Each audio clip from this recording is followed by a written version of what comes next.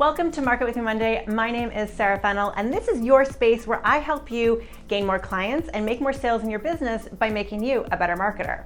And today we're going to be talking about getting on video. So before you go and cringe, hear me out here.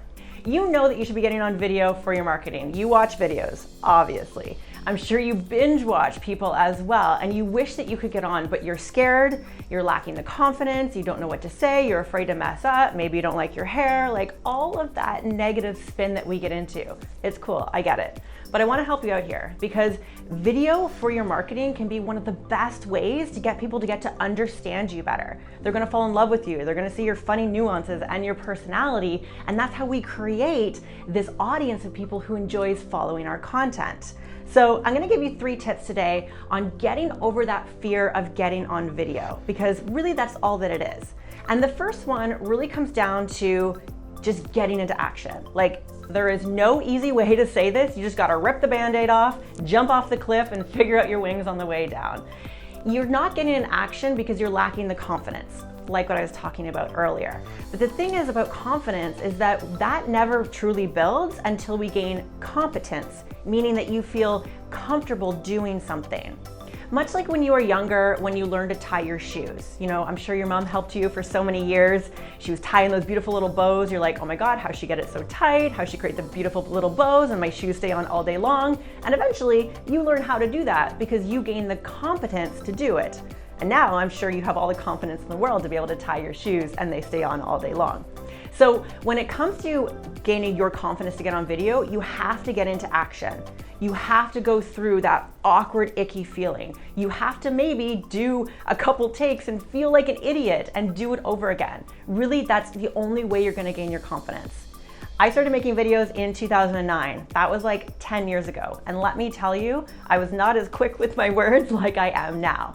But after so long of doing them, I can jump on here, listen, I can go back and forth with creating videos for you, and it's no problem for me. But back when I started, things were a little shaky. So you have to get into action. That's my biggest piece of advice. Okay, so number 2, make notes for yourself. You don't need to be that person who can just spit out all their words and remember everything that they're gonna say. It's okay to plan ahead and make notes. Again, after 10 years of doing videos, I still do that for myself. One of the biggest reasons for doing this is making sure that you stay on track and that you get out what you really need to get out in terms of those major points that you want your audience to take away. Most of the time when we get talking, we forget what we're gonna say and then we start rambling, and you end up losing your audience if you don't keep things in a structured manner that is enticing and engaging for people to watch. So make notes for yourself, put them in front of you. Don't be afraid to look down and remind yourself on what you were gonna say. It's totally cool. I want you to think about it this way. Look at newscasters. They use teleprompters so that they know what they're gonna say. And they do this for a living for decades, and they still have those prompts so that they stay on track, on target, and what they're saying comes across in a really systemized way. So don't be afraid to make notes for yourself and stay on track. And my last piece of advice for you here is do more than one take. You don't need to be a one-hit wonder. It's cool. Even to this day, I still stumble over my words. We do multiple takes. It's cool. Only your audience sees that final product. So take more than one take, but here's another piece of advice that I want you to take from this is don't always delete what you did before. You might have done something, you're like, oh my God, that's awful, I can't show that.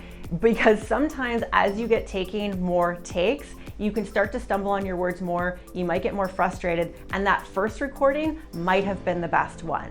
So do a couple takes, maybe from different angles, different lighting, saying things differently, prompting yourself differently, and then you can go through all those videos and decide what is the best one for that final product.